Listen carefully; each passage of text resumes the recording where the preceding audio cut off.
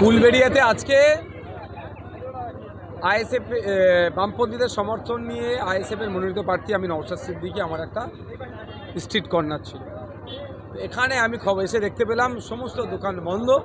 খোঁজ নিলাম যেখানে তৃণমূলের নেতারা সেই জীবনতলা ক্যানিংয়ের মতো মডেল শুরু করেছে, যে প্রোগ্রাম হচ্ছে একটা দোকান খোলা যাবে না, সব শাটডাউন করতে হবে।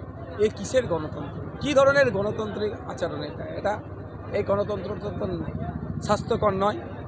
মানুষ বিরোধী শাসক যে ইচ্ছা বক্তব্য দেবে, যে ইচ্ছা তাকে ভালো লাগবে বক্তব্য শুনবে, শোনার পরে যদি মনে হয় কাকে ভোট দেবে, জিতবে হারবে এটা। কিন্তু দোকান বন্ধ করে দিয়ে এই যে মধ্যযুগীয় বর্বরতার দিকে রাজ্যকে ঠেলে দিতে চাইছে, গিয়ে বাংলা বললেও এই মধ্যযুগীয় বর্বরতার দিকে চলে পাঠানোচ্ছে, এটা এখানে কুলবেড়িয়ান মানুষ, ভাঙড়ের মানুষ এটাকে মানবে না। সরকার সাহেব এখনও এখানে ভোটাভুটি হলো না, হারবে তো অবশ্যই, কিন্তু ভোটাভুটি হলো না তার আগেই যদি এই ধরনের আচরণ করে, ভাঙড়ের মানুষকে বলবো তাহলে আপনারা প্রস্তুত নেন। কিন্তু ওকে গুণক্রমে যদি ও জিতে যায় বাই চান্স, তাহলে কী ধরনের বুল্ডোজার চালাবে, তাহলে বছরে 365 দিনের মধ্যে বেশি দিনই তাহলে হয়তো আটকে রাখবে।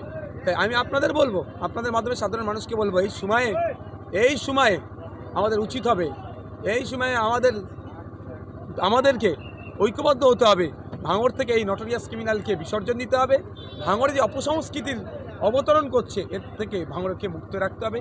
এই ধরনের শাটার না এরিয়া দোকান বন্ধ রাখা, এটা কোনোভাবেই কাঙ্ক্ষিত নয়, এটাকে বন্ধ করতে হবে। কিছুদিন আগে আরাবুল ইসলাম তিনি একই দাবি করছিলেন যে উনি যেখানেই প্রচারে যাচ্ছেন। হ্যাঁ, এটা তো জীবনতলা মডেল, ক্যানিং মডেল, ক্যানিং পূর্বে নটোরিয়াস ক্রিমিনাল আছে তার মডেল এটা। কিন্তু ভাঙড়ের আমার 5 বছর ধরে এমএলএ হয়ে এই প্রথম আমার সম্মুখীন হতে হলো যে এই ধরনের কোনোদিন অভিজ্ঞতার সম্মুখীন হতে হয়নি ভাঙড়ে। এটাকে সরকার সাহেব দায়িত্ব পাওয়ার পরেই এটা হচ্ছে। আর একটা হচ্ছে আজকে ভগবানপুর অঞ্চলে সেখানে কয়েকজন আইএসএফ ছিলেন তৃণমূলে যোগদান করেছে খয়রুল ইসলামের হাতে। কে করেছে আমি জানি না, যদি করে থাকে কারা কারা নামগুলো দেবে।